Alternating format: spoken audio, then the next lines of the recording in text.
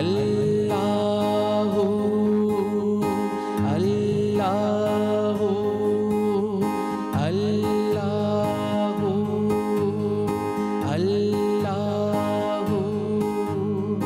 रब मेरे दिया ऊंचिया शाना, मैं कमी हाँ मैंने माड़ा। रब मेरे दिया ऊंचिया शाना, मैं कमी हाँ मैंने माड़ा। लाई मैं ऊंचिया नाल यारी वे, लाई मैं ऊंचिया नाल यारी वे। मैं हानी वा साईं मेरा उचाए हो, मैं हानी वा साईं मेरा उचाए। अल्लाहु अल्लाह अल्लाहु अल्लाह।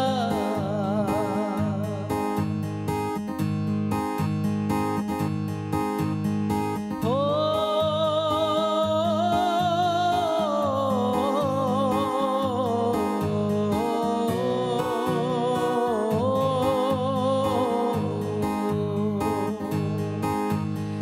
तू ते बंदिया रुल गया है, अगली पिछली भूल गया है।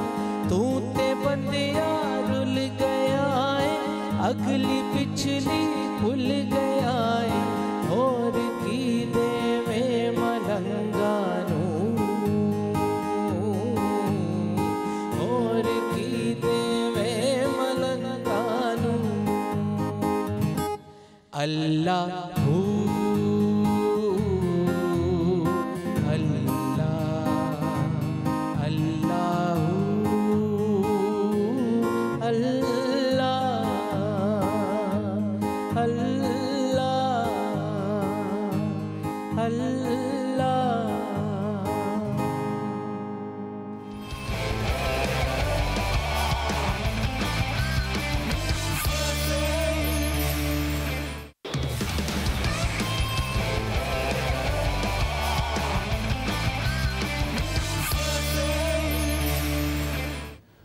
अस्सलाम वालेकुम दोस्तों, मैं फ़हीम अब्बास आप सब दोस्तों को खुश आमदीद कहता हूँ। मुझे उम्मीद है आप सब खैरियत से हैं और बॉबी भाई के इतने खूबसूरत आगाज़ से और इतने खूबसूरत कलाम को आपने सुना होगा और आप महसूस हुए होंगे। बॉबी भाई को भी ज़रा सलाम दुआ कर लें, क्योंकि ये अगर सलाम दुआ नहीं की तो नाराज़ हो जाएंगे। अस्सलाम वालेकुम बॉबी भाई, कैसे हैं? वालेकुम अस्सलाम, अल्लाह का शुक्र, ठीक ठाक। आप सुनाइए, आप ठीक हैं? मैं बिल्कुल ठीक ठाक हूँ। बाकी नाराज़ हो जाते हैं खामखा आपने मेरे ऊपर इल्ज़ाम लगा दिए सुबह सुबह आते ही।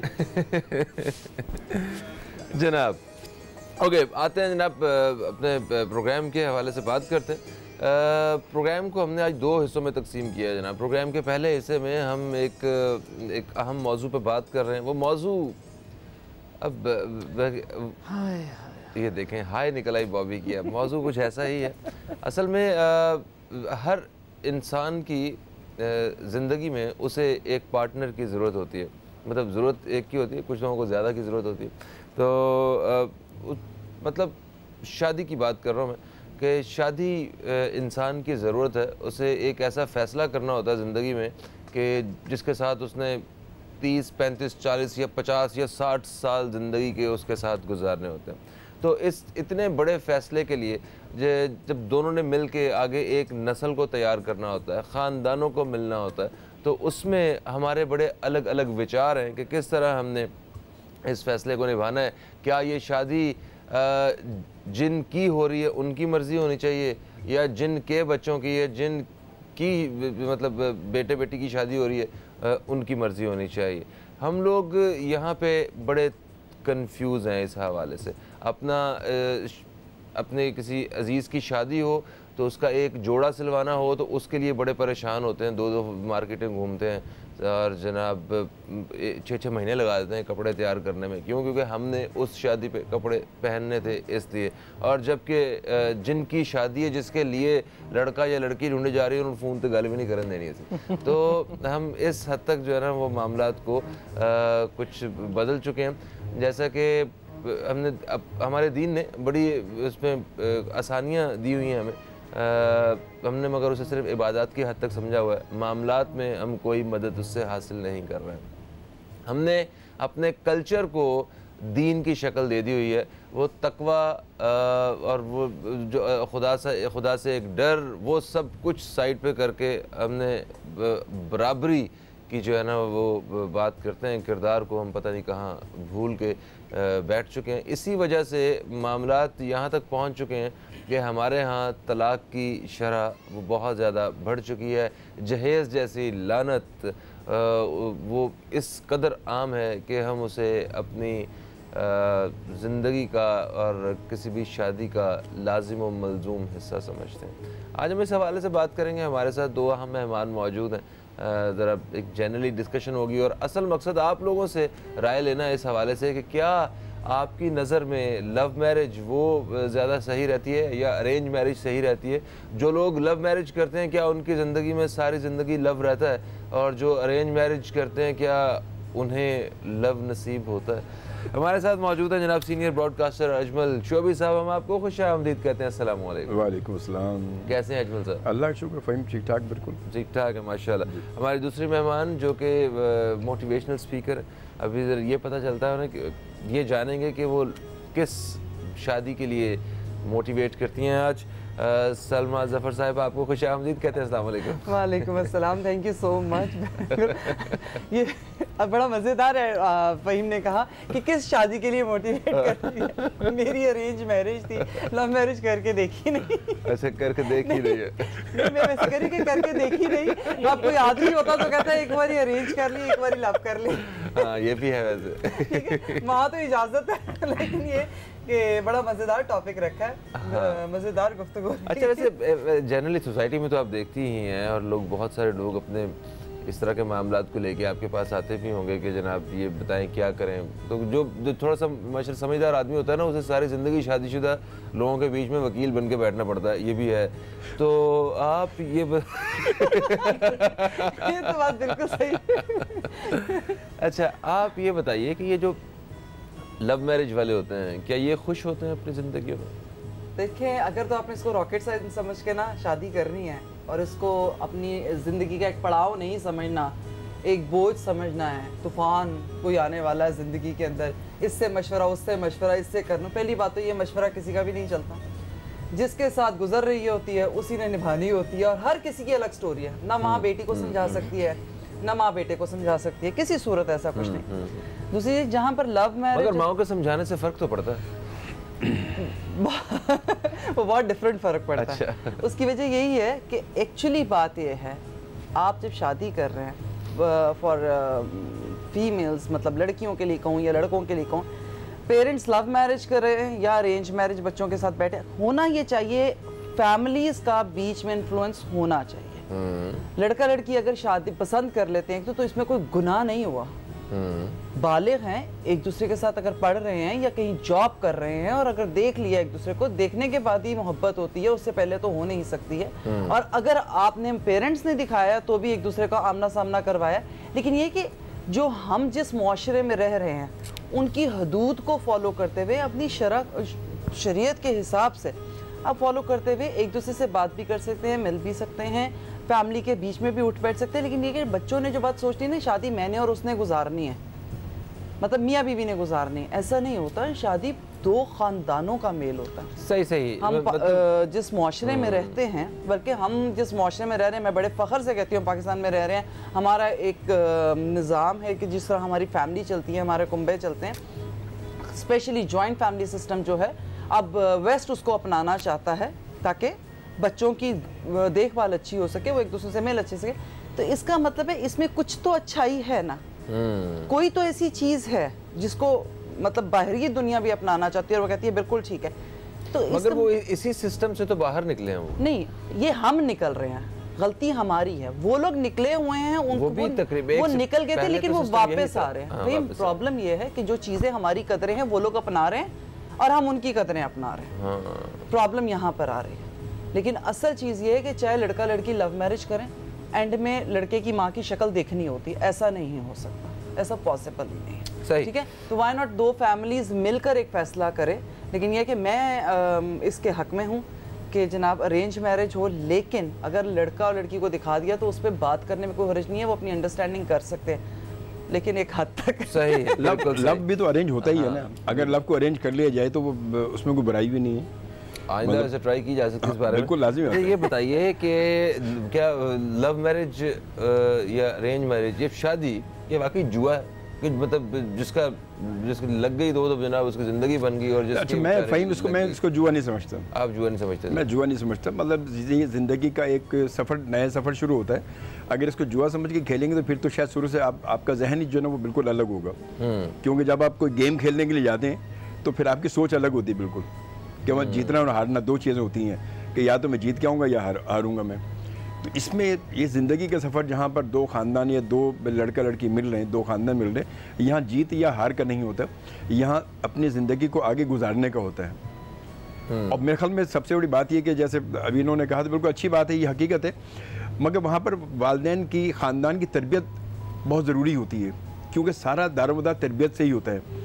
और जॉइंट फैमिली में ये तमाम चीज़ें बहुत ज़्यादा काउंट करती हैं। जॉइंट फैमिली सिस्टम में जब होता है तो ऐसे लव मैरिज के मामला वो ख़ानदान के अंदर ही होते हैं ज़्यादातर, मैक्सिमम जॉइंट में अगर होते हैं तो वो बरादरी सिस्टम आ जाए, उस पे बात करते हैं अभी हम, क्योंकि आ तो वहीं से जाता है, वो वहीं से आ जाता है वो। मगर कि वो आगे चल के बहुत सारी ऐसे भी है कि जहाँ पर वो नुकसान भी दे जाता है, फिर बरादरी सिस्टम नुकसान दे जाता है। जी जी जी जी। फिर बहुत सारी अगर वो देखा जाए तो मेडिकली भी वो चीज़ें नुकसान दे जाती हैं फिर। जी हाँ, वो भी बड़े मसाइल होते हैं। वो थैलेसीमिया का बहुत बड़ा इशू सिर्फ इसी वजह से होता है कि उसमें कज़न मैरिजेस में और ख़ासतौर पर टेस्ट वगैरह जो है ना वो ना करवाना, शादी से पहले ब्लड टेस्ट होते हैं, उसमें एक शो कर रहा था, मुझे बड़ी हैरत हुई कि बहुत सारे हमारे जो आने वाले जो बच्चे हैं वो थैलेसीमिया का शिकार हो रहे हैं। थैलेसीमिया दो माइनर अगर होंगे तो एक मेजर पैदा होगा। जी हाँ, जी हाँ। ठीक है, अगर पेरेंट्स में से कोई एक माइनर है तो कोई फर्क नहीं पड़ेगा। और इफ अगर दोनों माइनर है, एक ही फैमिली से ताल्लुक रखते हैं, तो कहीं ना कहीं दोनों माइनर्स हो जाए। इसी तरह डायबिटीज है, इसी तरह मतलब मारूसी बीमारियां जितनी मतलब इस इनहेरिटेड होती हैं, उसमें कहीं ना कहीं ये सारी चीज़ें आती हैं। लेकिन बात वहीं पे आ जाती है अगर आप बाहर निकलते हैं। एक और चीज़ मैं आपको बड़ी मज़ेदार बताऊं, आजकल के दौर के बच्चे कहते हैं कि जीन्स चेंज होने दें प्लीज़, खुदा के वास्ते। एक ही फैमिली के अंदर शादियां करते रहेंगे, अगर वो डम है तो मेरे बच्चे भी, अब तो उनको अपनी फिक्र तो नहीं है, नस्ल दर नस्ल मेरे बच्चे डम होंगे। ये बड़ा मज़ेदार, ये भी रिसेंटली वाकया हुआ। मामा आप चाहती हैं मेरे किड्स डम हों? हाँ, अच्छा ऐसा भी, मतलब आप ये सोचें, ये आजकल के दौर के बच्चे। अच्छा, शादी के हवाले से हम लोग बहुत ज़्यादा इंस्पिरेशन जो लेते हैं ना, वो लेते हैं फिल्मों से। कोई मोहब्बत की बात करते हैं तो हमारे शायरों ने, हमारे गानों ने, और सिंगर्स ये बॉबी भाई जैसे, और उसके साथ ये मूवीज़, इन लोगों ने बड़ा हमें मोहब्बत के बारे में बिगाड़ा हुआ, और मोहब्बत का पूरी दुनिया से एक अलग ही कॉन्सेप्ट दिया हुआ कि जिन्हें मोहब्बत कर लिया वो बेचारा परेशान, गम, दुखी, उसे कोई रिवॉर्ड नहीं चाहिए। क्या मोहब्बत ऐसी होती है? ब्रेक कैसी होती है? ब्रेक लेते हैं, इसके बाद आगे बात करते हैं, तो कहीं मत जाइए, अब तक देखते रहिए।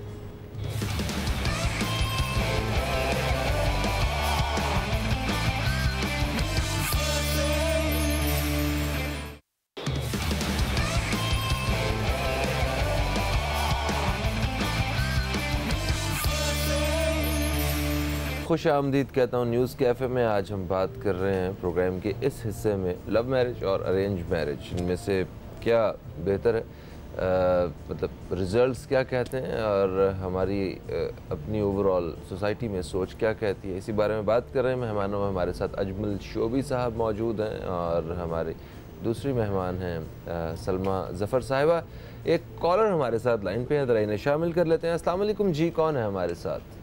वालेकुम अस्सलाम। फ़हीम अब्बास बेटा, कैसे हैं आप? मैं बिल्कुल ठीक ठाक, आप बताइए आप कैसे हैं? आप? मैं अल्लाह का एहसान है। असगर अंकल, आपने इतने दिनों बाद फोन किया आज। लेकिन हमारे यहाँ मसला पता है क्या है, ये लीड वाले जो हैं हमारे, ये कभी कहाँ डाल दे, किस नंबर पे डाल देते हैं, कभी किस नंबर पे, तो ढूंढना बड़ा आज मुश्किल होता है। ये भी है। आपका मौजू बहुत हसास इस माशरे आज के ज़माने के हिसाब से। आपको मालूम है कि मैं 73 ओवर हो गया हूँ, ठीक है ना, तो सीनियर सिटीजन हूँ आपका, माशाल्लाह। लेकिन बेटा मैं ये कहता हूँ, मौजूद मेहमान गिरामी से अपनी राय का सिर्फ इजहार ही कर सकता हूँ, मेरी राय से मुत्तफिक होना ज़रूरी तो नहीं है।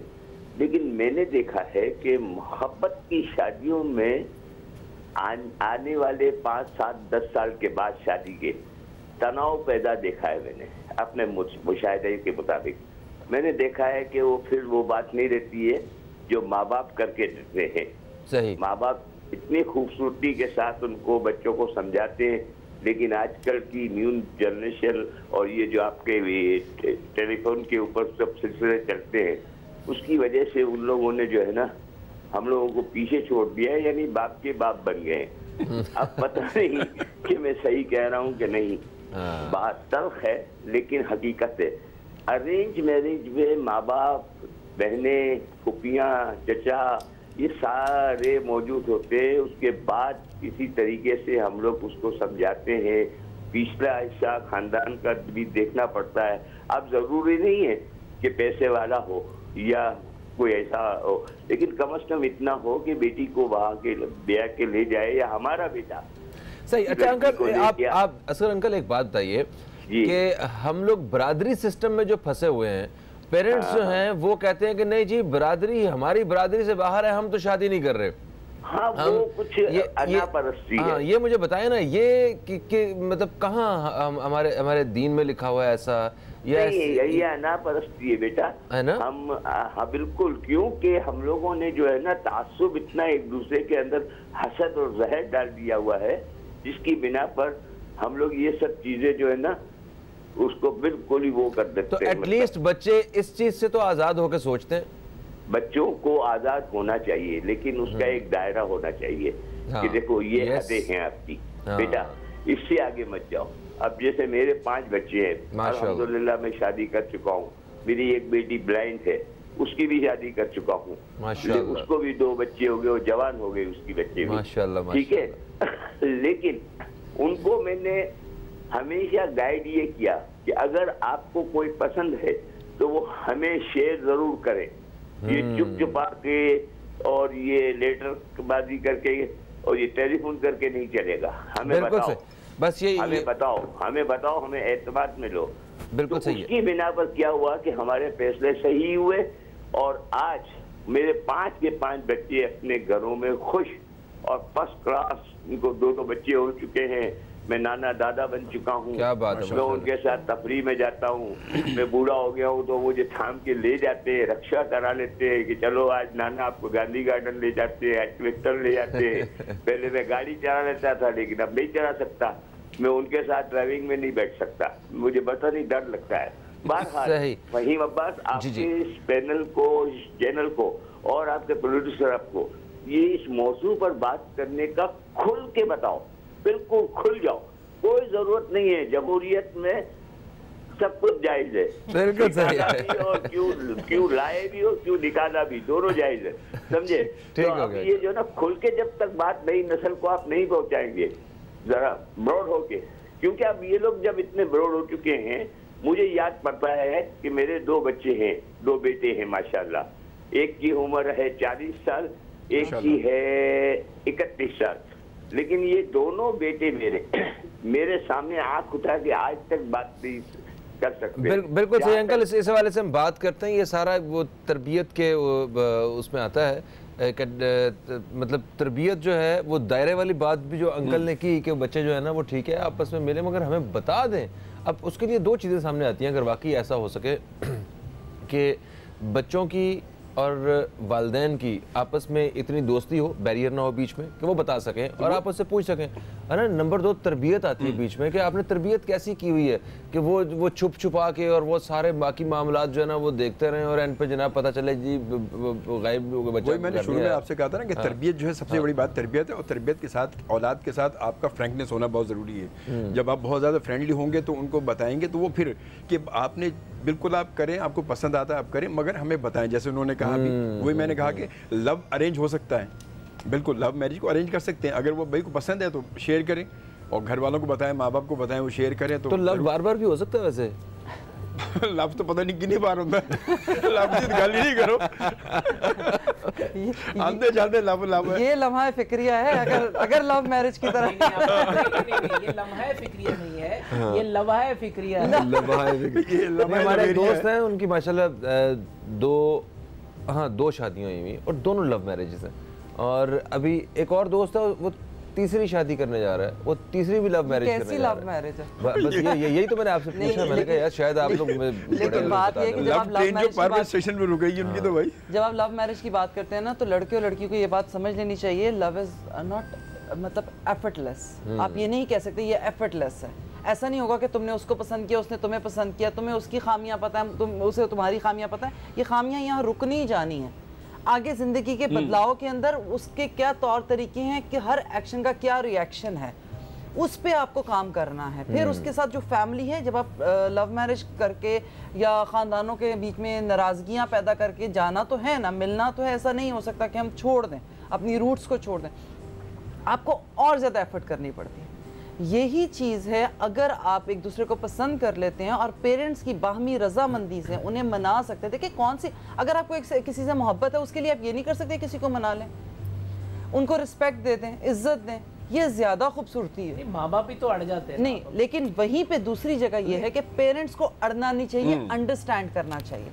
अच्छा, दूसरी ये एक जो चीज़ जो इन्होंने भी कही, मैंने पहले भी आपके शो में बताया, वही बात वहीं पे स्टार्ट होती है फ़हीम, कि जब आप अपने बच्चे से दोस्ती करेंगे, उससे बैठ के टेबल टॉक करेंगे, ठीक है, दलाइल पे भी बात, आप उससे बात तो करें। अब वो ज़माने से हम निकले हैं ना कि अच्छा जी हम तो मैट्रिक साइंस लेनी है कि आर्ट्स लेना है, अब उससे निकले हैं, बड़ी मेहनत से निकले हैं। तो ये उसकी ज़िंदगी का फैसला है, उससे बैठकर पूछे जिसको हमारी शरीयत इजाज़त देती है।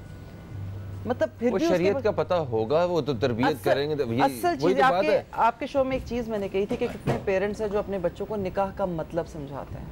हाँ, अच्छा एक कॉलर और हमारे साथ हैं, इन्हें भी शामिल करते हैं। अस्सलाम वालेकुम जी, कौन है हमारे साथ? वालेकुम अस्सलाम फ़हीम भाई, कैसे? याहिया बात कर रहा हूँ। बिल्कुल ठीक ठाक। ये भाई आप कैसे हैं? ठीक ठाक है ना? अल्हम्दुलिल्लाह माशाल्लाह, आपका मौजू इतना अच्छा होता है और एक कम से कम आप रेटिंग के चक्कर में तो अल्लाह का शुक्र है नहीं पड़ते। हाँ, शुक्र है। अभी बॉबी को भी मेरा सलाम हो, मैं इनसे अपनी गाने की फरमाइश बाद में करूंगा, लेकिन यकीन करें जो हमारी बहन सलमा ने बात की ना, वो इतनी प्यारी बात की। मैं तो खैर किसी और मौजू की बात तो अलग है, लेकिन उन्होंने जो एक बात की ना कि हमारी कुछ, हम जितने भी मॉडर्न आजाद हैं, हमारी कुछ रिवायत, कुछ बाउंड्रीज हैं, हमें उसको सपोर्ट करना चाहिए।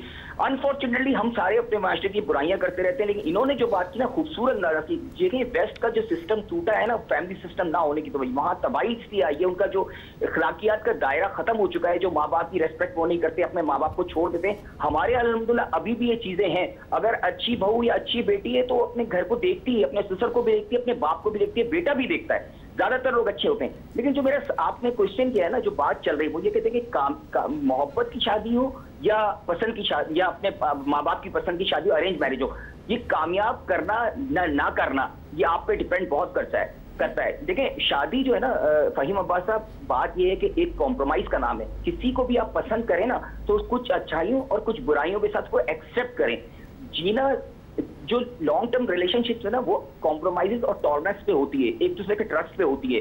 अगर आप आज के दौर के अंदर बात करेंगे तो आपने कहा ना, आज पहले तो होता है ना मोहब्बत एक से होती है, अब मोहब्बत हजारों से इसलिए हो जाती है कि आपके पास से, हमारे बच्चों के पास है स्मार्टफोन, एक नहीं, तू नहीं, और सही, और नहीं, और सही। बच्चों को ये समझाने की जरूरत है, बेटे ये जज्बाती फैसले करने से पहले आप सोचे, बैठे आप फ्रेंडली हो। देखिए फ्रेंडली होना एक डिफरेंट बात है। मेरे शायद इस बात की सलमा बहन तारीफ करेंगी, लेकिन फ्रेंडली होना बात अलग है, लेकिन माँ बाप की रिस्पेक्ट, एक ऑनर करना एक डिफरेंट चीज होती है। यानी बच्चों को बदतमीज नहीं होना चाहिए। मेरा सिर्फ ये कहूंगा मुख्तसर बात करते हुए, शादी इज अ सीरियस बिजनेस। हम बच्चों को, या मेरी बेटी हो या मेरा बेटा हो, उसको समझाना चाहिए, बेटे आपको टॉलरेंस करनी है, आपके अपने घर में एडजस्टमेंट की। आप अगर कोई लड़की आपके घर में आ रही है, हम उसको कबूल करें, और कोई लड़का अगर आपकी बेटी का हस्बैंड बन रहा है तो उसको अपने माँ बाप से दूर नहीं करें, और कोशिश ये करें कि आप अपनी बातों को बर्दाश्त करें, चाहे लड़का हो या लड़की। कोई औरत आपकी स्लेव नहीं होती, या कोई मर्द कोई बादशाह नहीं होता कि वो ऑर्डर चलाए। ये कॉम्प्रोमाइज की दुनिया, आज की दुनिया की रियलाइजेशन ये है कि बिल्कुल सही है, बिल्कुल सही, समझ के फैसले करें, बस सही हो गया। थैंक यू सो मच भाई। एक ब्रेक का वक्त है, ब्रेक से वापस आते हैं तो बात करते हैं इस हवाले से। कहीं मत जाइए, अब तक देखते रहिए न्यूज़ कैफे, देखते रहिए।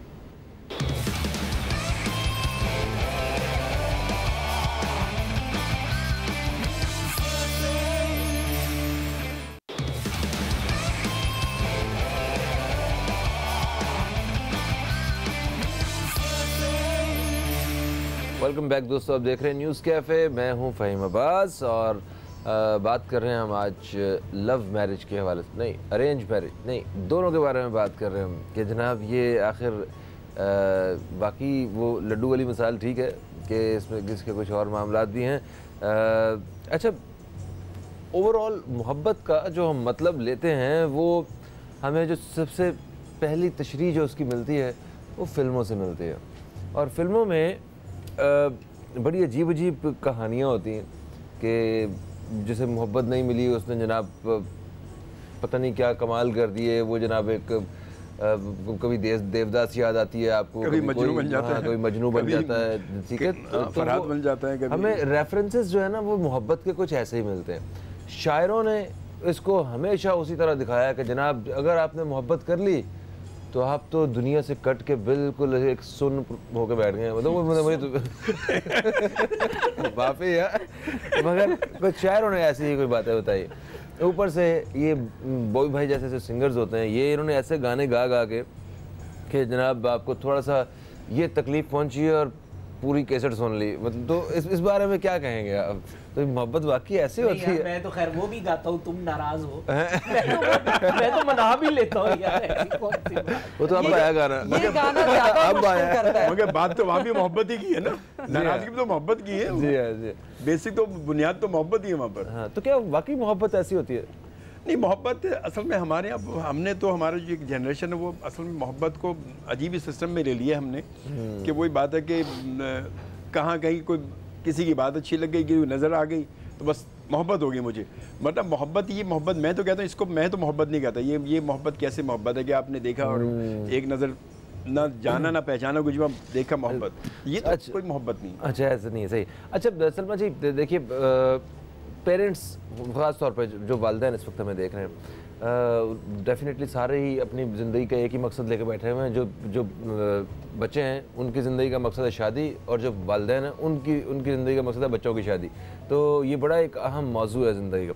तो इसमें शादी में बरादरी से निकल के हमें जो है वो किस चीज़ को देखना चाहिए? अगर आपका जवाब किरदार है तो वो कितना अहम है? देखिए, जब हम बच्चे और बच्ची की शादी को बरादरी के अंदर रोक देते हैं, बाद में हमें ऐसी बाउंड्रीज नहीं बनानी चाहिए जिन्हें हमें खुद तोड़ना पड़े। ठीक है, आज वो भी ख़ानदान है जिनके फैमिली के अंदर, बरादरी के अंदर नज़दीक कोई ऐसे लड़के नहीं हैं, वो मजबूर हो जाते हैं बेटियों की शादियां बाहर करने के बाद। आप इस तरह की रिस्ट्रिक्शंस लगाते क्यों? आप देखें, मुआशरती इक़दार हमारी आपस में सेम है, हम कहाँ किस मुआशरे में रह रहे हैं उसके हिसाब से लोग, अब बाहर जो बच्चे बैठे हुए हैं वो मज़हब से हटकर भी शादियां कर रहे हैं। फिर आप एक क्राइटेरिया देते हैं पहले, ताकि इस तरह की टेंशन्स ना बने, और अपने दिलों को और अपने दिमाग को ओपन करें। मैं हमेशा एक बात कहती हूँ, प्लीज़ लोगों से मिलें और अपने दिलों को खोलें, वुसअत दें, और दिल से सोचिए। दिमाग से सोचेंगे तो दिल छोटा हो जाएगा, दिल से सोचेंगे दिमाग खुलेगा।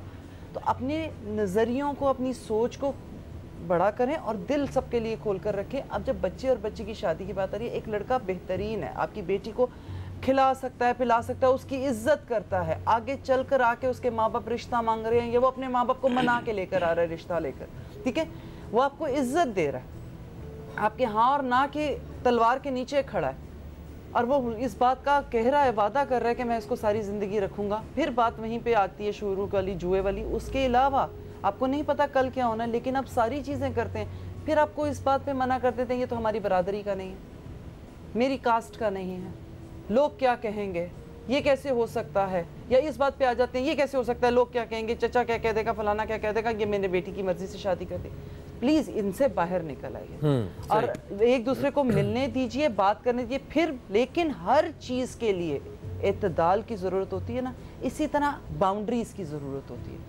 बाउंड्रीज मत क्रॉस करें, और अपने बच्चों को बैठ के, आजकल के बच्चे बहुत समझदार हैं, मैं हमेशा कहती हूँ ये सेल्फिश नहीं है, उनसे बैठकर बात कीजिए और उनको उनकी लाइंस बताइए कि आपने ये लाइंस मैंने ड्रॉ कर दी है बेटा, मैं हर चीज़ की इजाज़त देती हूँ, लेकिन मुझसे शेयर कर लीजिए। उसके लिए आपको अपने फेसबुक से बाहर आना पड़ेगा, अपने व्हाट्सएप से बाहर आना पड़ेगा, अपने सोशल सर्कल से बाहर आना पड़ेगा और अपने बच्चों को टाइम देना पड़ेगा। बिल्कुल सही, बिल्कुल सही, ठीक है। और शादियां व्हाट्सएप पे नहीं होती, मैं फिर एक बात कहूं, फेसबुक पे नहीं होती, और बच्चों के लिए शादियां इज नॉट, मगर आजकल शुरू वहीं से होती हैं। अब तो शुरू वहीं से होगी, अब तो शादी का कहानी है, मोहब्बत वहीं से शुरू होती है, वहीं खत्म हो जाती है, ऐसे ही ऐसे वहीं से मोहब्बत। वहीं में एक बात और कहूं, जो है वो वहीं शो कर रहे होते हैं। हमारे यहाँ पुराना एक रिवाज था, कोई एक आदमी या एक औरत होती थी जो रिश्ते का, हाँ, मोहल्ले में जो होती थी खातून कोई होती थी जो रिश्ते कराती बच्चे को उसकी जिंदगी का हक तो नहीं देते हैं, ठीक है, और लोगों को हक देते हैं। उसके साथ बैठ के डिस्कशन करेंगे, 100 तस्वीरें देखेंगे, मुंडा के हो जाए के हो जाए नहीं। आप अपने बच्चे से तो बैठकर, मुझे बताएं आज तक कितने पेरेंट्स हैं जिनको ये पता है कि मेरे बच्चे का क्या डिमांड है, ये वो क्या सोचता है, वो अपने ही पेरेंट्स को सोच रहा होता है, आइडियलाइज कर रहा होता है ना, या किसी और या हमसाये को देख रहा होता है। बिल्कुल सही, thank you so much, thank you so much ji.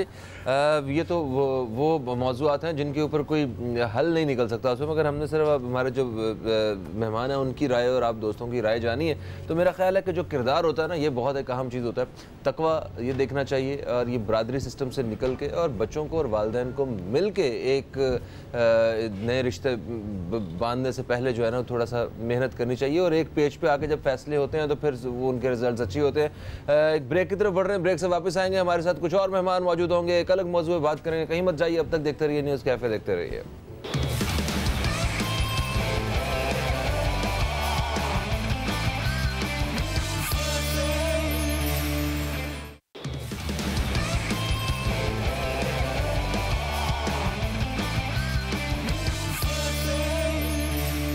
Welcome back दोस्तों, आप देख रहे हैं न्यूज़ कैफ़े, मैं हूं फ़हीम अब्बास। प्रोग्राम के दूसरे हिस्से में हम दाखिल हो चुके हैं। यहाँ हम एक और मौजू पे बात करेंगे। ये मौजू है सेहत से मुतल्लिक़, और एक्चुअली हमारे इस वक्त सोसाइटी में जहाँ बड़े ख़तरनाक अमराज जो हैं वो बढ़ते जा रहे हैं, उन्हीं में एक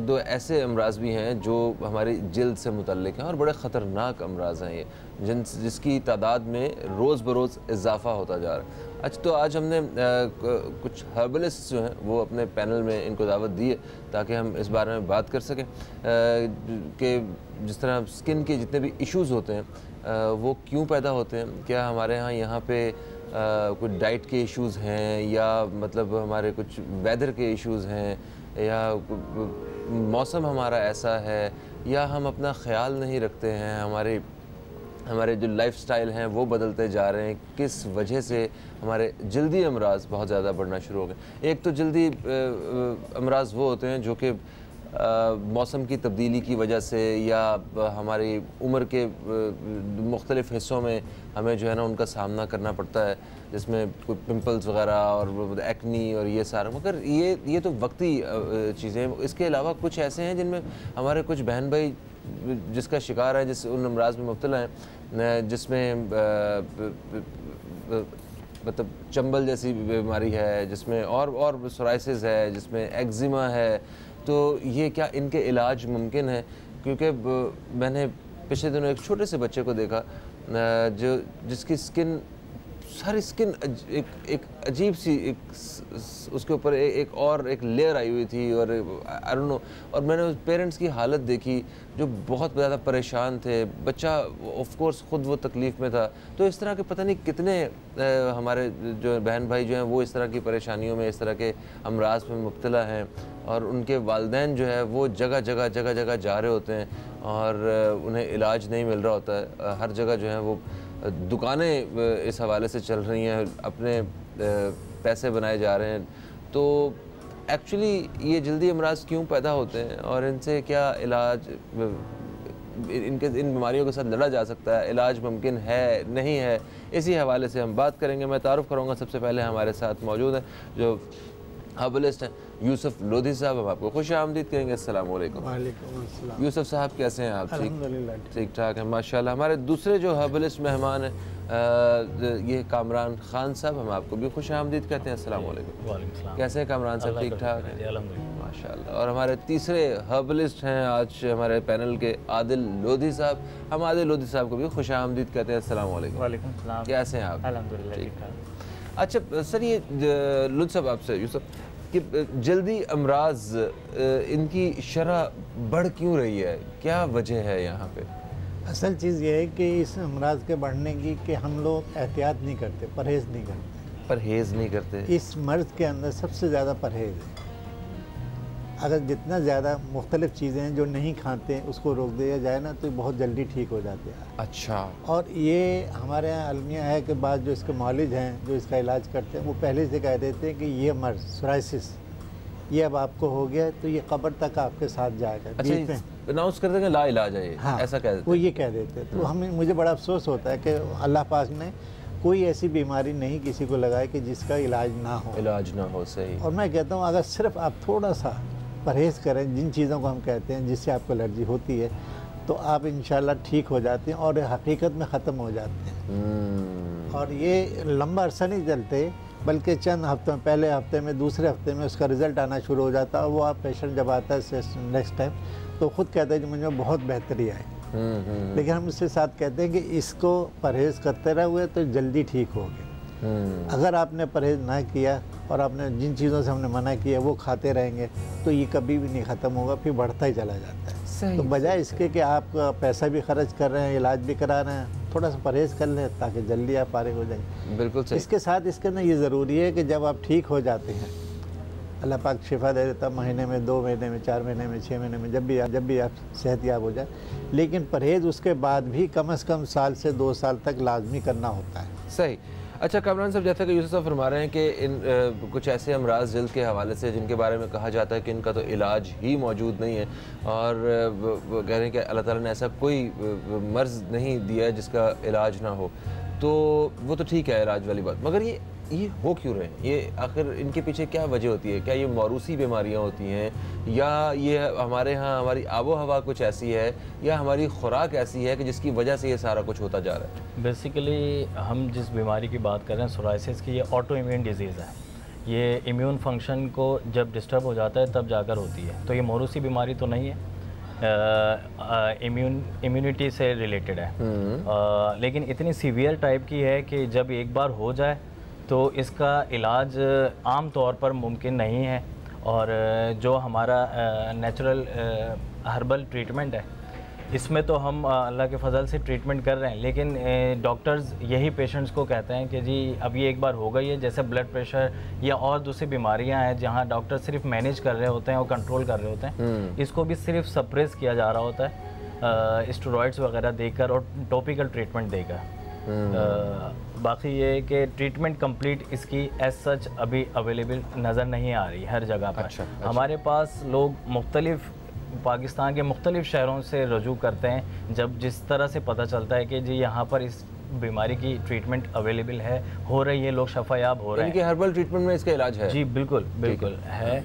अब जैसा मैं लाहौर में होता हूँ तो वहाँ खानेवाल से, मुल्तान से, भावलपुर से, मुख्तलिफ शहरों से, दूर दराज के इलाकों से लोग रजू करके लाहौर आकर उसकी ट्रीटमेंट कर रहे हैं, क्योंकि इतनी सीवियर बीमारी है कि इसका इलाज मुमकिन पॉसिबल हो नहीं रहा और हर जगह पर। और जो लोग मुब्तला हैं वो इतने ज़्यादा डिस्टर्ब और इतने ज़्यादा परेशान हैं कि वो आप यूँ समझ लें कि ज़िंदगी उनकी जो है ना काफ़ी डैमेज मुतासिर हो गई। अच्छा आदिल साहब, ये सोराइसिस होता क्या है, मतलब इसके अलामात क्या हैं इसकी, ज़रा थोड़ा सा इस बारे में बताइए। सोराइसिस को अमूमन लोग चंबल के नाम से भी जानते हैं और जिन लोगों को ये मर्ज़ होता है उनको तो वैसे ही इसके बारे में पता है, लेकिन कुछ लोगों को जिनको ये होने वाला होता है तो उसकी भी मैं अलामात थोड़ा सा बताऊंगा अपने व्यूअर्स को कि ये मर्ज़ असल में बेसिकली जल्दी मर्ज़ है और ये हड्डियों में से निकलती है ये बीमारी। और जैसे कि अच्छा, इसका ताल्लुक हड्डियों से है? जी, हड्डियों के जो जोड़ हैं इनमें से ये बीमारी निकलती है और ये इंसान का जब बलगमी मिजाज बढ़ जाता है तो इसकी वजह से ये बीमारी लाहक होती है। ये हमारी हिकमत के हिसाब से मैं बता रहा हूँ। अगर इसको मेडिकली समझा जाए तो ये जैसे लोधी कामरान साहब ने बताया कि ये इम्यून बेस्ड बीमारी है, क़ुव्वत मुदाफ़ियत में बिगाड़ की वजह से आती है। और इसकी इब्तिदाई अलामात जो होते हैं वो बड़े आसान हैं समझने से। अगर किसी को भी ये मर्ज़ लाहक होने वाला होगा तो सबसे पहले ये होगा कि उसको जो है ना जिस्म के किसी भी एक जोड़ के पास या उसके दरमियान उसको खारिश शुरू होगी, छोटे छोटे दाने बनेंगे। उस पर वो अगर खारिश करता रहेगा, बातें कर रहा है आपसे और खारिश कर रहा है, तो हो सकता है वो उस दानों को फाड़ दे और दाने फटने की वजह से उसमें पानी निकलता है। वो पानी जहाँ जहाँ लगता जाएगा वो बीमारी बड़े बड़े पैचेस की शक्ल में नमूदार होना शुरू हो जाएगी। तो अगर खारिश ना की जाए तो फिर अगर खारिश नहीं करेंगे तो वो वहाँ पे अपने जो है ना स्किन जहाँ पे भी नमूदार हुई है, प्रेजेंट हुई है, वो वहीं पे रहेगी, वो फैलेगी नहीं फ़ौरन। फैलने का इसका फ़ौरन जो होता है ना अमल, वो तब शुरू होता है जब ये आप उसको खारिज करते हैं, खुजाना शुरू करते हैं। बिल्कुल सही। अच्छा, एक ब्रेक की तरफ हम लोग बढ़ रहे हैं, ब्रेक से वापस आते हैं तो जानते हैं कि इसका इलाज किस तरह मुमकिन है और इसके अलावा और कौन कौन सी ऐसी ख़तरनाक जल्दी बीमारियाँ हैं जिनका इलाज हर्बल ट्रीटमेंट में मौजूद है। कहीं मत जाइए, अब तक देखते रहिए न्यूज़ कैफ़े, देखते रहिए।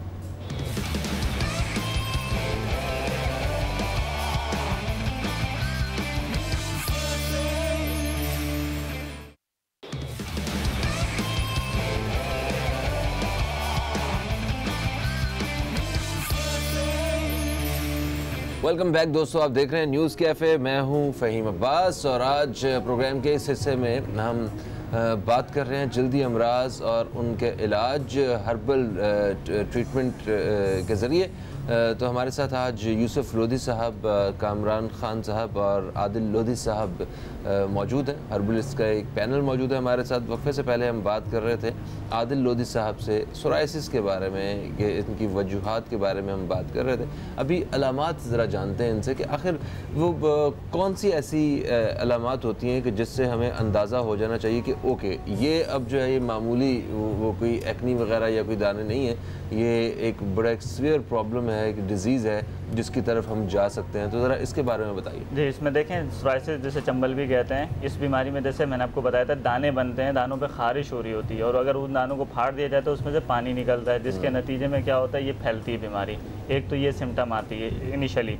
सेकंड सिम्टम जो आती है वो ये आती है कि उंगली के जो हमारे जोड़ हैं, ये छोटे जॉइंट्स जो हैं हमारे फिंगर्स के, इन जॉइंट्स के आप देखेंगे ना ये पोर्स ब्लैक होना शुरू हो जाएंगे, यहाँ पे ब्लैक हेड होना शुरू हो जाएगा। नॉर्मल एक इंसान के देखें आप, ये ब्लैक नहीं होते, चाहे वो आउटडोर वर्क करता हो, ऐसा होता है बाद लोगों का धूप कहते हैं इसकी वजह से ब्लैक हो गए, तो वो इसको एक नज़रअंदाज कर रहे होते हैं। हालांकि उनको थोड़ी बहुत सिम्टम होती है, इचिंग होती है, लेकिन वो इग्नोर करते हैं, कहते हैं नहीं हम धूप में बाइक चलाते हैं इसलिए हमारे हाथ पे ज़्यादा धूप ज़्यादा पड़ती है, इस वजह से ही ब्लैक हो। तो मैं उनसे एक सवाल करता हूँ कि आपके सिर्फ जॉइंट्स क्यों ब्लैक हुए हैं, पूरा हाथ ब्लैक होना चाहिए ना। तो वो ये चीज़ को इग्नोर करते हैं, वो भी इस मर्ज़ को समझे बढ़ा रहे हैं अपने अंदर, समझाने के बावजूद वो, क्योंकि जब तक वो कहते हैं ना एक चीज़ सर पे नहीं मुसल्लत हो जाती तब तक यकीन नहीं आता कि ये सही बोल रहा है। ऐसे ही है। बहुत सारे लोग तो इसमें घूम रहे हैं अब तक, जो कि 5-5 साल से अब तक ये समझ नहीं पा रहे हैं, क्योंकि नॉलेज भी डिफाइन नहीं कर पा रहे होते। समटाइम कुछ कहते हैं ये एक्जिमा है, कुछ कहते हैं सोराइसिस। तो हम कहते हैं देखो सिम्टम्स को आप पकड़ो, बड़े आसान सिम्टम है और ये 100% अप्रूव्ड है ये सिम्टम। इसमें हमेशा आपको ये पॉइंट्स तो नज़र आएंगे जो हम आपको बता रहे हैं। बाकी कोई और अगर सिम्टम स्पेशली किसी के अंदर अकर होता है वो एक अलग बात है, बट ये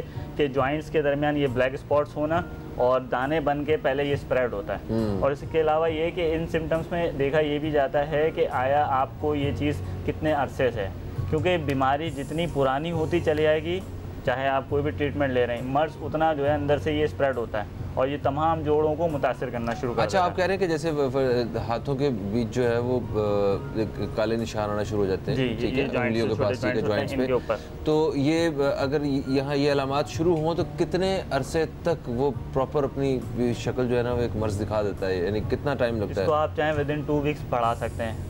सिर्फ इस तरीके से करना इतना होगा, जहाँ पे भी दाने बन रहे हैं आपने उनको खारिज करके खुजा के फाड़ना है। वो जैसे ही फटेगा उसमें से जो पानी निकलेगा वो इसको ग्रो कर देगा और उसकी वजह से ये फौरन स्प्रेड होगा। अच्छा, और आपने कहा कि अगर एक साइड पे है हाथ के, अगर एक फर्ज करें एक उंगली पे, ये भी इसकी एक अलामत है, बिल्कुल बाइलेटरल डिजीज कहलाती है सोराइसिस। इस बीमारी के अंदर, जल्दी बीमारी के अंदर होता ये है कि अगर आपके एक जोड़ के ऊपर है या इसके नीचे है तो सिमिलरली सेम जगह पर आपके दूसरे लेग पे भी होगा। इसी तरह एक कोनी पे अगर आपके सोराइसिस है तो दूसरी कोनी पे भी सेम जगह पे होगा। ये बाइलेटरल डिजीज होती है, अगर जिस्म के एक हिस्से को मुतासिर कर रही है जिस जगह, तो दूसरे हिस्से भी इसी तरह आएगी। इसके अलावा ये वैसे तो मेडिकली देखा जाता है तो 4 से 5 किस्में हैं इसकी, और इसमें अलग अलग शक्लों की मतलब आती हैं इनकी। इसी वजह से इसको कैटेगराइज किया गया है 5 एग्जाम के अंदर, 5 किस्मों में इनकी शक्लें और इनकी जगहें जहाँ पे होगी उस हिसाब से इस बीमारी का नाम। जैसे सपोज कर लें हाथ में आए, हथेली में आए, ठीक है, अब इस यहाँ पर मेरे खारिश हो रही इस जगह, तो ये थोड़ा सा उभार इसमें पैदा होगा, मीठी मीठी खारिश होगी। इसी तरह से कुछ अर्से बाद दूसरी हथेली पे भी मेरी यही चीज़ आ जाएगी।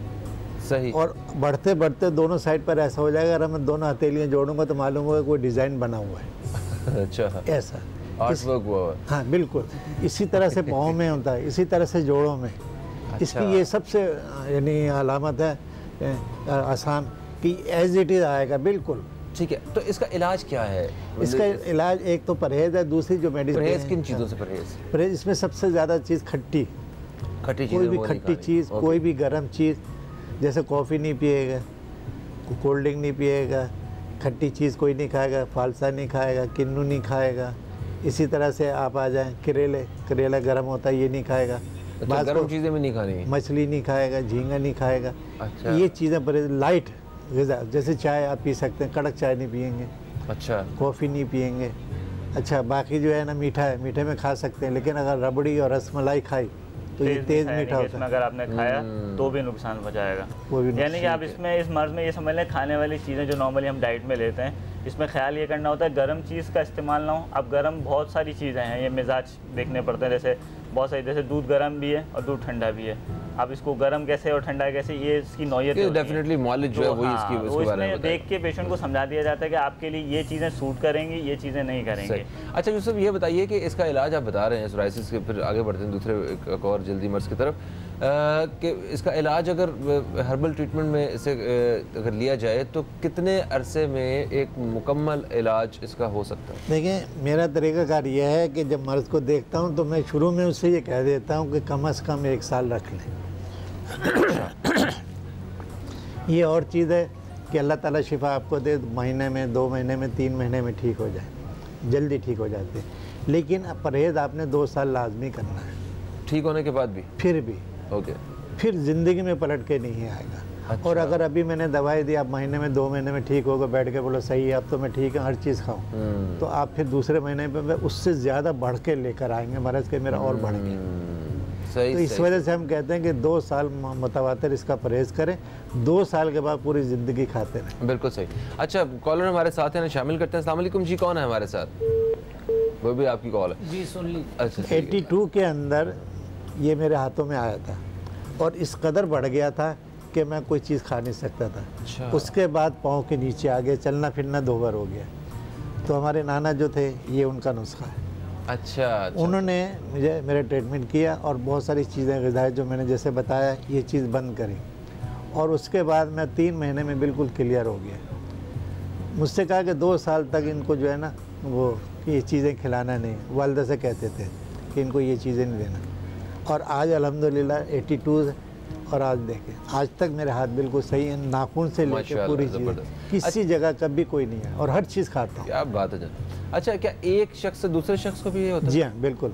अच्छा, सपोज मेरे हाथ में है, उसके टॉवल, उसकी चीज़ें सारा कुछ एक बंदे की अलग करनी पड़ेंगी, इसका इवन बिस्तर तक। बिल्कुल सही। अच्छा, कम्युनिकेबल डिजीज़ है, तो एक से दूसरे को ये लगती है। अच्छा, लगती है ये। जी बिल्कुल। तो पहले को तो इसलिए हुआ था कि उसका अपना वो इम्यून सिस्टम की बात की आपने, उसके हड्डियों से निकला। दूसरा जो है वो ऐसे ही मुतासर हो गया इससे। देखिए, हम स्विमिंग पूल में गए कहीं, जैसे स्विमिंग पूल में गया, अब मेरे मरज़ है तो आपके नहीं है, किसी और के नहीं है, जो हसास हो गए ना जिल्द, उसको कैच कर लेगी।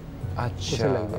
अब हम फ्लैटों में चढ़ रहे हैं, सीढ़ी तो ग्रिल को पकड़ के चढ़ रहे हैं, मेरे हाथ में है, मैं उसको पकड़ के चढ़ रहा हूँ। अब वो किसी जगह आपने हाथ रख दिया या वो अपना लॉक खोल रहा हूँ, उसको हैंडल पे उस पर हाथ रख दिया, उस पर भी आ जाता है। सही। अच्छा, कॉलर हमारे साथ है, इन्हें शामिल कर रहे हैं। अस्सलाम वालेकुम जी, कौन है हमारे साथ? वालेकुम, मैं जावेद बात कर रहा हूँ इस्लामाबाद से। आपको खुश आमदीद कहते हैं जावेद साहब, क्या कहेंगे आप? जी, मेरा पहला सवाल है, मेरा सवाल, जब कॉल बंद हो तो मुझे सोराइसिस के स्पेलिंग बता दें, और दूसरा डॉक्टर साहब कह रहे थे कि ये जंक फूड या खुराक की खराब खुराक आप खाते हैं, उसकी वजह होती है। लेकिन मैं देखता हूँ कि जो बादशाह हैं उनके गले के कैंसर होते हैं, उनको जल्दी इमराज होते हैं, तो क्या वो मिलावट वाली चीज़ें खा रहे होते हैं? उनके घर में कोई मिलावट वाली चीज़ जा सकता है? तो इस पर थोड़ा सा एक्सप्लेन करें प्लीज़। बहुत शुक्रिया जी। सबसे पहली बात तो ये, बहुत शुक्रिया आपका। बस स्पेलिंग आप पूछना चाहते हैं तो आप गूगल कर लीजिए, मेरा ख्याल है आप कॉल की आपको सर्विस है आपके पास, तो आप इजीली देख भी सकते हैं। और उसके अलावा जनाब बादशाहों का इलाज भी करते हैं आप आज के दौर में, और बादशाहों को भी आज के दौर में पाकिस्तान में अगर कोई बादशाह हो तो खालिस चीज़ मुयसर है। देखिए, अभी हाल ही में हमारे पास मौजूदा केस है मरियम नवाज, वो क्या नाम है उनका? जी, कुलसुम नवाज का। अच्छा। क्या चीज़ नहीं खा रही, हर चीज़ बेहतर खा रही, एक से एक अच्छी चीज़ खा रही, लेकिन फिर क्यों हुआ? तो देखिए, ये कहना है कि ना हो, ये तो कुदरत है, कभी भी किसी जगह ये चीज़ हो सकती है। लेकिन बाज़ औक़ात ऐसा होता है कि हम ज़रूरत से ज़्यादा चीज़ें जो इस्तेमाल करते हैं, आजकल देखें हमारे जो पुराने लोग हैं 100 साल के भी हो रहे हैं, 80 साल के भी हैं, लेकिन वो बिल्कुल ठीक ठाक है। लेकिन आज का नौजवान जो है ना, अभी से उसके जो है ना जोड़ों में, अभी मैं आपको एक मिसाल दे देता हूँ इसकी, सोराइसिस की, जल्दी मर्ज जैसे खारिश इसमें होती है, ये सारी चीज़ें बात हुई।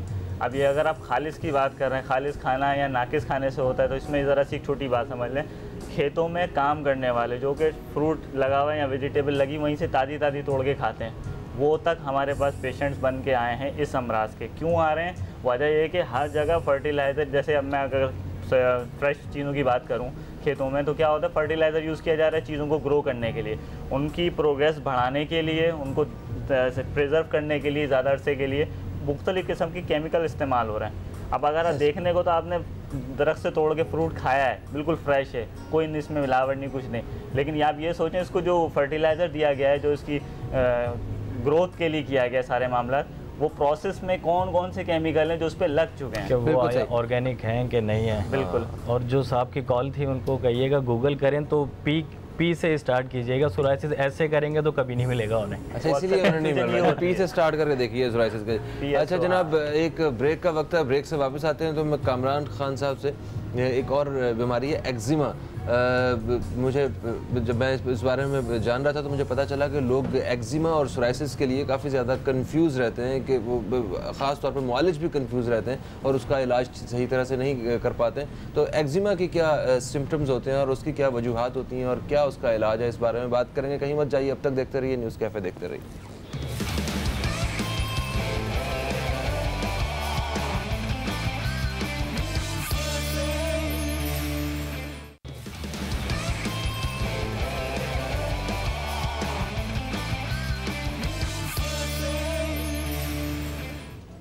वेलकम बैक दोस्तों, आप देख रहे हैं न्यूज़ कैफ़े, मैं हूं फ़हीम अब्बास और आज हम बात कर रहे हैं हर्बल ट्रीटमेंट के हवाले से। हर्बलिस्ट का एक पैनल हमारे साथ मौजूद है और ख़ास तौर पे जल्दी अमराज के बारे में बात कर रहे हैं। वक्फे से पहले हमने बात की सोराइसिस के बारे में। कामरान खान साहब, आप बताइए सोराइसिस और एक्जिमा में क्या फ़र्क है और एक्जिमा क्या होता है? सोराइसिस के बारे में तो आपने बता दिया कि ये ऐसा एक मर्ज़ है।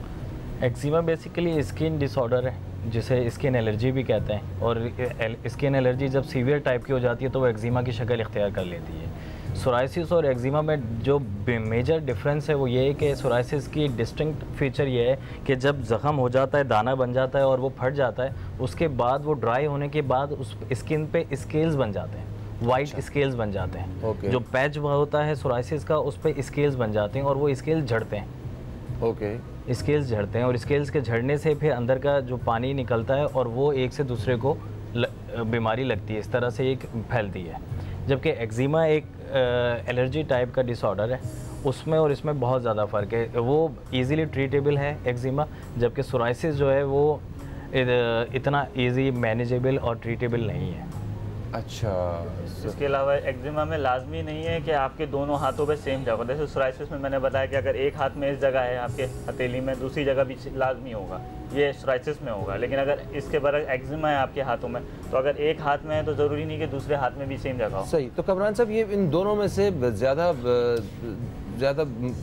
ख़तरनाक मर्ज़ कौन सा है? Definitely psoriasis. एक्जिमा तो जस्ट टॉपिकल ट्रीटमेंट से भी क्योर हो जाता है। अच्छा। जबकि सोराइसिस जो है वो टॉपिकल ट्रीटमेंट से क्योर नहीं होता, क्योंकि ये ऑटो इम्यून डिजीज़ है। जब तक इंटरनली मेडिसिन, कोई हर्बल ट्रीटमेंट वो नहीं लेता और उसका ब्लड प्योरीफाई नहीं होता और बॉडी की जो मुदाफ़ाती निज़ाम है वो अंदर से ठीक नहीं होता, सोराइसिस क्योरेबल जब तक नहीं होता। बिल्कुल सही। अच्छा, कॉलर हमारे साथ हैं, शामिल करेंगे। अस्सलाम वालेकुम जी, कौन है हमारे साथ? अस्सलाम वालेकुम। वालेकुम अस्सलाम, कौन है हमारे साथ? मैं रावलपिंडी से कमल बात कर रही हूँ। आपको खुश आमदीद कहते हैं हम। कैसी हैं आप? ठीक हैं? जी जी। क्या कहेंगी? ये मेरे ना पूरे जिस्म की हड्डियों में तकलीफ है और मैं मुट्ठी बंद करती हूँ तो होती नहीं है, और बहुत सख्त मेरी बॉडी में तकलीफ है और मेरे पाँव भी सूजे हुए हैं। और अच्छा, आप ये यूसुफ साहब से बात करिए, ये आपसे इस हवाले से बात करेंगे, पूछेंगे। अस्सलाम वालेकुम। वालेकुम अस्सलाम। बेटे, आपकी उम्र कितनी है बेटे? जी मेरी उम्र 55 साल है। 55 साल है। अच्छा, आप थोड़ा सा झुक के बैठते हैं, जैसे कि अपना चौकड़ी मार के बैठे तो थोड़े से यूँ बैठती हैं आगे झुक कर? नहीं बैठ सकती चौकड़ी मार के। अच्छा, और मेरे हाथ की मुट्ठियाँ बंद होती हैं, पाँव सूजे हुए हैं। पाँव में स्वेलिंग आ रही है? पाँव में स्वेलिंग आ रही है? जी बहुत स्वेलिंग आ रही है। अच्छा, थोड़ी सी याददाश्त कमज़ोर हुई आपकी? जी बहुत ज़्यादा याददाश्त कमज़ोर हो गया। अच्छा, ये आपकी जो टांग में दर्द होता है या कमर में या हाथ में, तो एक साइड है या दोनों में? जी ये दोनों में दर्द है, दोनों में। सही, ठीक। उससे सर इनको जो है ना, इनके जो, ठीक है, आप प्रोग्राम देखिए, हम बात करते हैं सवाल से, ठीक है, शुक्रिया। इनका जो बैठने का तरीका है ना, वो थोड़ा सा गलत है, जिसकी वजह से सर्वाइकल भी है इनको, कमर के मोरों में भी है, उसकी वजह से इनके हाथों में अकड़ाव, पाँव में अकड़ाव और याददाश्त भी कमज़ोर हुई। इस तरह से इनकी निगाह पे भी असर पड़ा होगा। अच्छा, निगाह भी इनकी कमज़ोर होगी। तो ये एक तो ये कि मेडिसिन के ज़रिए भी इसका इलाज है, और दूसरा बगैर मेडिसिन के भी इनको इलाज किया जा सकता है। अच्छा अच्छा, लेकिन MRI पहले लाना ज़रूरी है, MRI हो फिर इसके बाद इसकी दवाई दी जा सकती है। ठीक है। अच्छा, ये जो इस किस्म के अमराज होते हैं, तो उस वो बेसिकली तो बॉडी की अलाइनमेंट ख़राब हुई होती है ना, ऐसी ही बात होती है। तो वो दवा से वो क्या वो पूरी अलाइनमेंट और वो सारा स्ट्रक्चर ठीक हो जाता है क्या? जी जी, अभी हाल ही में मैं गया था बाहर, कोर्स किया मैंने, थोड़ा डिप्लोमा किया, कोर्स नहीं इसका। हाँ। तो सपोज जैसे कि अपना गर्दन का है, ये हाथ का, ये टांग का, कुछ बड़ा होना, छोटा होना, जैसे अभी आप बैठे हुए ना, इससे ये गलत है तरीका। दोनों पाँव जो है ना ऐसे सीधे रखें, चाहे आगे से फैला लें, लेकिन एक के ऊपर जब एक रखेंगे तो एक हिस्सा छोटा होगा, एक बड़ा होगा। जब आप लेट सीधे होकर बैठे और साथ सीट बेल्ट भी बांध लें सोफे में तो और जब आप लेटेंगे तो आप देखिएगा, घर वालों से कहिएगा मेरे दोनों पाँव को देखिएगा बराबर के हैं या आगे पीछे हैं। अच्छा, तो लास्ट भी थोड़ा बहुत फ़र्क होता है। जब कोई चलता है तो उसको हम वॉच करते हैं कि किस तरह से चल रहा है। अगर उसका एक साइड पे झुका हुआ है तो आप समझ लीजिए इसका जो है पाँव एक छोटा एक बड़ा है। जैसे गाड़ी के व्हील हैं, अगर कहीं कहीं गाड़ी से कहीं टकरा जाती है या कि छोटे मोटे खड्डों में, तो व्हील उसके थोड़े से डगमगा जाते हैं। बिल्कुल सही जी। ये ज़्यादातर इसमें ये होता है, मैं आपको बताऊँ, ये पंजाब साइड पे तो मंजी चारपाई बड़ी कॉमन है सोने के लिए। लोग अक्सर चारपाइयाँ इस्तेमाल करते हैं कि ज़मीन पे सोया नहीं जाता, उठना मुश्किल होता है, तो लोग चारपाइयाँ यूज़ करते हैं। ये जो चारपाई पे सोना है ना, ये इस मर्ज़ को मज़ीद तूल देना है। मतलब ये मर्ज़ बढ़ेगा, आप कुछ भी नहीं कर रहे हैं, आप कोई गलती नहीं कर रहे, सिर्फ एक छोटा सा काम कर रहे हैं, सिर्फ चारपाई पे सो रहे हैं। तो आप ये समझ लें, अगर मर्ज़ आपको सिर्फ हाथों को सुन कर रहा है, तो कल को आप बोलेंगे मेरी टांगें भी सुन हो रही हैं, मेरी कमर। तो अगर चारपाई ढीली है तो मेरा ख्याल ज़्यादा नुकसान। ये चारपाई में क्या होता है, वेट, चूँकि देखें पंजाब में लोग माशाल्लाह खाते पीते हैं, वज़न उनका कोई भी एवरेज में नहीं मिलेगा आपको, ज़्यादातर ओवर वेट मिलेंगे। तो उनमें होता है क्या है कि चारपाई पे जब सोते हैं तो वज़न क्या होता है, पड़ने की वजह से चारपाई बैंड होती है, और बैंड होने की वजह से नीचे वाले जो लंबर स्पाइन के कमर के जो मोर हैं, उनका क्या होता है, कंप्रेशन बढ़ जाता है। उस कंप्रेशन के बढ़ने की वजह से नीचे टांगों में ब्लड फ्लो ख़त्म हो जाता है। तो सुबह उठने के बाद जो लोग इस मर्ज़ में मुतासिर हैं, वो ये महसूस करते होंगे कि उनकी टांगें सुन्न हैं, ऐसे जैसे वो आप कहते हैं ना कि टांगें सोई हैं, खुद तो उड़ के टांगें सो रही हैं, तो वो होता है एग्जैक्टली वो इस वजह से होता है। ये जो सोने वाला बेड है ना, सिर्फ एक छोटी सी चीज़ है देखने के लिए बताया, लेकिन मोहरों के लिए बड़ी नुकसानदेह। तो उन्हें चाहिए तख़्त पे सोएं, ज़मीन पे नहीं सोएं, क्योंकि उनके लिए कमर का तकलीफ जो है, मसला जो है, वो ज़मीन पे सोने से, क्योंकि उठना मुश्किल हो जाता है ऐसे लोगों के लिए। तो उनको हम ये नहीं कहते कि आप ज़मीन पे सोएं, शुरू में सोएं, जब आप मरीज़ नहीं है ना, तब ये सारी एहतियातें काम करती हैं कि आप ज़मीन पे सो रहे हैं, बड़े फिट हैं, ताहयात फिट हैं। लेकिन अब आप बीमार हो जाते हैं ना, तो फिर आप ये कोशिश चाहते हैं। आप मिसाल के तौर पे लोग कहते हैं नमाज बैठ के नहीं पढ़वाते, हमारे मसल इतने स्टिफ हो गए कि हमारे से क़याम में बैठा ही नहीं जाता। अब हम उनको कहते नहीं आपने बैठना है, तो कहते हैं सर बैठा ही नहीं जाता, और डॉक्टर ने मना किया है घुटने को फोल्ड करने से, जिनके घुटनों के जोड़ कम मुतासिर हो जाते हैं। तो हम कहते हैं देखें, एक चीज़ की जब आप प्रैक्टिस ही छोड़ देंगे, उसके बाद कुछ अर्से के बाद हम आपको कहें ये चीज़ दोबारा करो, यकीन है उस वक्त दिक्कत आती है। लेकिन उसमें जो हम ट्रीटमेंट देते हैं वो देते ही इसी वजह से इंटरनल तौर पे, ताकि ये चीज़ें आपकी मोबिलिटी आसान कर दें। बिल्कुल सही। अच्छा कमरान साहब, ये सोराइसिस जो मर्ज़ इसकी भी बात कर रहे थे, क्या इसका ताल्लुक भी हड्डियों के से है? उस हड्डियों के अमराज में मुब्तला हो जाता है बंदा? ये जी, जब सोराइसिस एक लेवल पर आकर बढ़ जाता है, तो ये जैसे आदिल ने शुरू में बताया था कि ये ओरिजिन इसका जॉइंट्स ही हैं जी, जॉइंट्स के इर्द गिर्द ही ये बीमारी नमूदार होती है।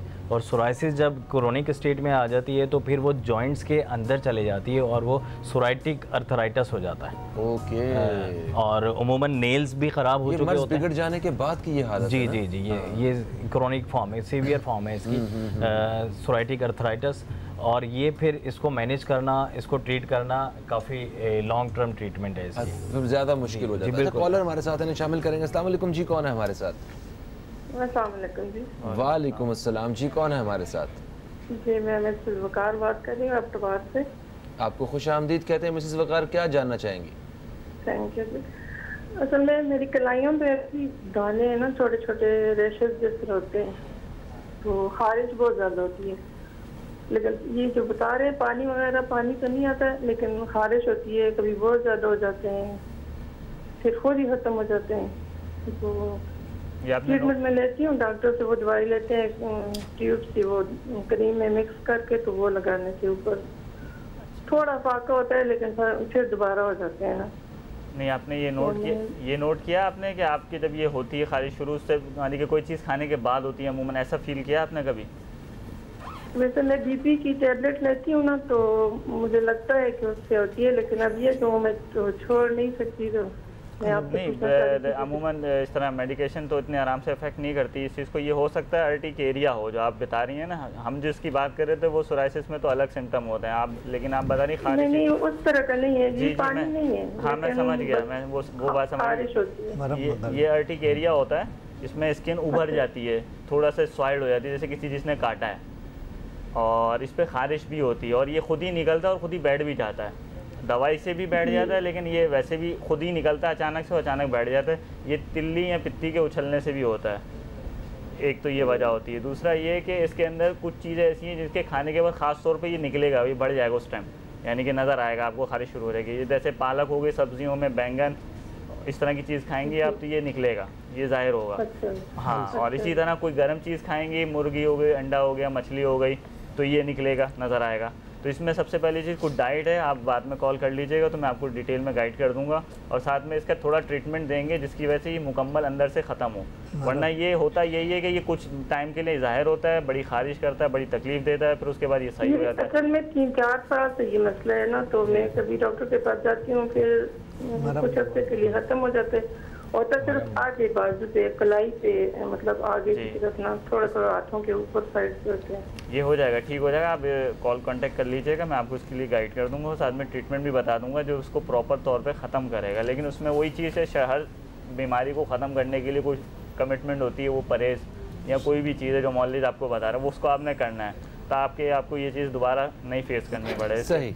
फिलहाल जो है ना, फिलहाल जो है इनका मरहम जो है भेज दिया जाएगा, वो लगाएं सुबह शाम 2 टाइम, इंशाल्लाह इसी से ख़त्म हो जाएगा, बाकी ट्रीटमेंट की ज़रूरत नहीं पड़ेगी। अच्छा, ये तो हमने इतने सीवियर प्रॉब्लम्स का जिक्र किया, तो कुछ बहुत ही छोटे छोटे अमराज होते हैं जिनको जो बड़े गहरे असर छोड़ जाते हैं, जल्दी अमराज, जैसे एक ख़ास उम्र में आपके स्किन पे जो है वो दाने निकलते हैं। इसमें बहुत सारे हमारे जो दोस्त हैं वो उसका शिकार हैं, एक्नी का प्रॉब्लम होता है जिन्हें, और माँ बाप परेशान अपने बच्चों की एक्नी की वजह से, वो दाग रह जाते हैं उसके ऊपर। तो इसकी क्या वजह होती है? ये इसका भी कोई हर्बल ट्रीटमेंट में कोई इलाज मौजूद है इसका कि फ़ौरन यानी कि वो एक्नी को रोका जा सके, या फिर उस पर निशान ना आ सकें, या कोई क्रीम कोई ऐसी? ज़्यादा देखें, एक्नी के अंदर मसला ये होता है कि ज़्यादा ऑयली चीज़ें जो खाते हैं, जिनको मतलब बहुत तेज़ मिर्चें पसंद होती हैं खाने में, ग़िज़ाएँ बहुत ही ऑयली फूड खाना होता है उनका, कढ़ाइयाँ ये वो, और इसके अलावा उनको क्या होता है, ज़्यादा स्पाइसेस पसंद होते हैं, वो स्पाइसेस इसकी वजह बनते हैं। फिर सेकंड थर्ड चीज़ आ जाती है कॉन्स्टिपेशन, कब्ज़ की शिकायत जिनको होती है, उनके साथ भी ये प्रॉब्लम होती है, एक्नी होती है। और जो आपने बताया एज की वजह से हो रहा होता है फैक्टर, वो एज वाले खुद ही निकलते हैं, वो बाय नेचर होते हैं, ठीक है ना, वो निकलते भी हो सही भी होते हैं, कोई निशान नहीं छोड़ेंगे। लेकिन उसी दौरान अगर आप उसको नोचना शुरू कर दें कि जल्दी से ख़त्म हो जाए, दबा दूँ इसको मैं, या इसके लिए कोई इस किस्म की टॉपिकल क्रीमें इस्तेमाल, कॉस्मेटिक इस्तेमाल करते हैं, जिसकी वजह से वो मज़ीद बेड़ा गर्क कर देता है। अभी मेरे पास कल भी एक पेशेंट इसी तरह के आए कि वो थोड़े से दानों को दबाने के चक्कर में उन्होंने कुछ क्रीमें इस्तेमाल की, उसके नतीजे में उनके दोनों साइड चेहरे पे दानों से पूरा एक गुच्छा बन गया। तो इस सेल्फ मेडिकेशन में मेरा ख्याल ये भी नुकसान है। मैं मना करता हूँ कि देखें ऐसी कंडीशन में जिसमें आपको कोई चीज़ हो रही है ना, तो पहले तो ये कि आप अपने मॉलिज से रब्ता करें, फिर कुछ इस्तेमाल करें। सही। उम्मूमन जो है ये मैदे की ख़राबी, तेज़ाबियत, इसके और बहुत सारे जो है रीज़न्स होते हैं, चेहरे पर या जिस्म पे कहीं एक्ने या इस तरह के दाने नमूदार हों। तो बेहतर ये है कि अपनी सारी कंडीशन सिम्टम्स पहले मॉलिज के से डिस्कस कर लें, फिर ट्रीटमेंट करें। में ये सेल्फ मेडिकेशन इटसेल्फ बहुत ख़राब है। सही। अच्छा, एक कॉलर हमारे साथ है, शामिल करेंगे। अस्सलाम वालेकुम जी, कौन है हमारे साथ? अस्सलाम वालेकुम जी। वालेकुम अस्सलाम जी, कौन है हमारे साथ? जी, मोहम्मद अशरफ बात कर रहा हूँ लाहौर से। आपको खुशामदीद कहते हैं अशरफ साहब, क्या कहेंगे? सर, मेरे 2 बेटे हैं, एक 4 साल का, एक 2 साल का। उनको ये खारिश वगैरह है, लेकिन वो खारिश जा नहीं रही। अच्छा। तो मैंने बहुत दवाइयाँ वगैरह इस्तेमाल की हैं, लेकिन उसको कोई आराम नहीं आ रहा। लिहाजा कोई दवाई वगैरह बता दो तो आपकी मेहरबानी होगी। सही सही सही। ओके, ठीक है, हम अभी बात करते हैं कामरान साहब से। जी कामरान साहब, लाहौर में ये हैं 2 और 4 साल के इनके बेटे हैं, बहुत छोटे एज के हैं, लेकिन सोराइसिस भी छोटी उम्र के बच्चों को हो जाती है। तो ये अगर ट्रीट नहीं हो रही इनके बच्चों की ख़ारिश काफ़ी अरसे से, तो बेहतर ये है कि ये क्लिनिक पर रुजू कर लें हमसे लाहौर में और एक बार दिखा लें, ताकि इनके सिम्टम्स को देखकर फिर उसको प्रॉपर ट्रीट किया जाए। सही। अच्छा, वैसे ये ख़ारिश ये तो किसी से ही लगती है ना, कि या इसकी क्या वजह होती है, जो वो ख़ारिश वाला मामला होता है? देखें, स्किन डिसऑर्डर जैसे आप शुरू में भी डिस्कस कर रहे थे कि आजकल बहुत ज़्यादा ये फैल रही हैं, उसकी बेसिक रीज़न ये लाइफ स्टाइल चेंजेस जो आ गई हैं। प्रोसेस फूड्स हमारे लाइफ में बहुत ज़्यादा इंडल्ज हो चुके हैं, हम प्रोसेस फूड का इस्तेमाल बहुत ज़्यादा करने लगे हैं, नेचर से दूर हटते जा रहे हैं, जिसकी वजह से ये स्किन डिसऑर्डर और एलर्जी सिम्टम्स बहुत ज़्यादा अब आने लग गए हैं। ये रीज़न है। साफ़ पानी नहीं होना, गंदगी का और प्रॉपर हाइजीन का ना होना, ये सारी चीज़ें जो हैं वो अफेक्ट करती हैं स्किन डिसऑर्डर्स के लिए। बहुत सारे इस तरह के आपको कोई भी मर्ज होता है, आप फ़ौरन, बच्चा हो या बड़ा, इम्यून सप्रेसेंट लेते हैं फ़ौरन, इन टर्म ऑफ एंटीबायोटिक, इस तरह की चीज़ें। अब ये क्या होती हैं, जाके इम्यून सिस्टम पे अटैक करती हैं, जो कि आपका एक वाइटल सिस्टम है, ख़ुद अपने आप को डिफेंस करना जानता है। आपकी बॉडी में आप सांस ले रहे हैं, आपको बैक्टीरिया भी जा रहा है, वायरल भी जा रहा है, सब कुछ हो रहा है आपकी बॉडी के अंदर, जा रही है सांस के ज़रिए, लेकिन आपकी बॉडी में अल्लाह ताला ने एक निज़ाम रखा है ख़ुद उसकी सिक्योरिटी का, सेफ्टी का। तो वो जो खुद जब सेफ्टी कर रहा होता है ना, तो हम उसको ज़बरदस्ती दबा रहे होते हैं। मर्ज के अंदर थोड़ा सा पेशेंस रखना मरीज़ को बहुत ज़रूरी होता है, बजाय इसके कि वो हैवी से हैवी डोज लेना शुरू कर दे कि जल्दी जान छूटे। वो जल्दी के चक्कर में जो होता है वो मर्ज कोई ना कोई मतलब साइड इफ़ेक्ट छोड़ जाता है, निशानी छोड़ जाता है। अच्छा, हर्बल के अंदर हम लोग जो है ना कोई ऐसी चीज़ें नहीं इस्तेमाल करते, हम क्या करते हैं, ड्रॉप देते हैं इसमें, कि वो अंदरूनी तौर से, चूँकि वो तिल्ली को भी अपना बेहतरी करता है और हड्डियों के अंदर जाता है, तो जो हड्डियों के अंदर जो गूदा होता है, जहाँ से बीमारी निकलती है, ये वहाँ से उसकी जड़ पकड़ता है।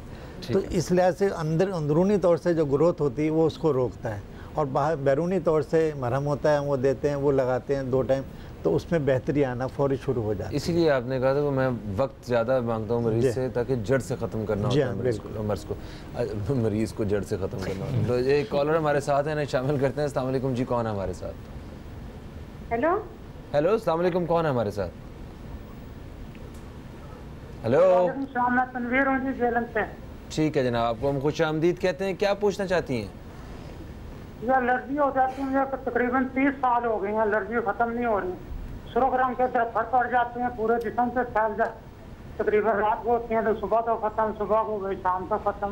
इसका बड़ा होम्योपैथी, अंग्रेजी, चीनी सब इलाज करा चुका, ठीक नहीं हो रहा।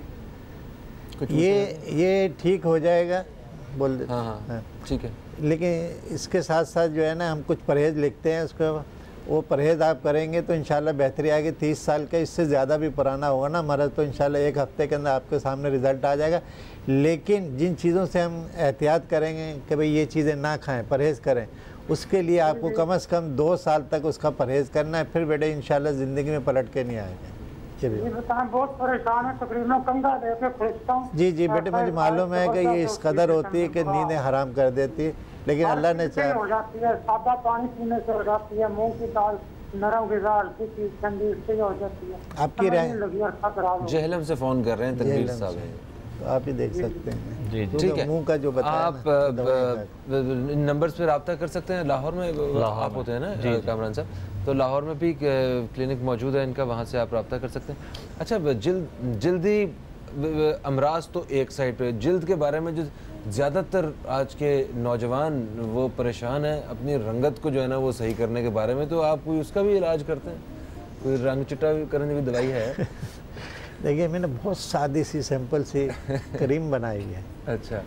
और वो 1 महीने में रिज़ल्ट दे देती है और बहुत सस्ती है, कम पैसों के अंदर है, बजाय इसके कि लंबे खर्चे करें। बाकी इतना हम ज़रूर कहते हैं कि पानी का ज़्यादा इंटेक करें और उसको क्रीम को रात को सोते टाइम लगाएं। इंशाल्लाह 1 हफ्ते में दोबारा किसी के सामने चला जाएगा ना, वो खुद ही कहेगा कि इतना कैसे फ़र्क आया। बिल्कुल सही होगा। और अगर बिल्कुल ही वाइटनेस चाहते तो 4-6 महीने उसको लगा। बिल्कुल सही होगा जनाब। थैंक यू सो मच, आप सबका बहुत बहुत शुक्रिया तशरीफ़ लाए और हमने आज जल्दी अमराज के हवाले से बात की, जिससे यकीनन हमारे जो नाजरीन हैं उन्होंने फ़ायदा उठाया होगा। बॉबी भाई कुछ सुनाने के मूड में हैं आप हमें? क्यों नहीं। चलो शुक्र है, मुंडा साडा मूड से आज। तो जनाब आप दोस्तों से इजाज़त लेने का वक्त आ गया। लोहित साहब कुछ कहना चाह रहे हैं? नेक्स्ट जो है ना जोड़ों में करें। अच्छा, नेक्स्ट जो हमारा प्रोग्राम होगा वो हम ठीक है, वो हम जोड़ों के बारे में बात करें। जोड़े, शादीशुदा जोड़ों के बारे में नहीं बात, ये हड्डियों के जोड़ों के दर्द की बात करेंगे हम। तो बॉबी भाई की आवाज़ के साथ आपसे इजाज़त चाहता हूँ। अपना बहुत सारा ख्याल रखें। इंशाल्लाह आपसे कल फिर मुलाकात होगी। कल तक के लिए खुदा हाफिज़। पाकिस्तान जिंदाबाद।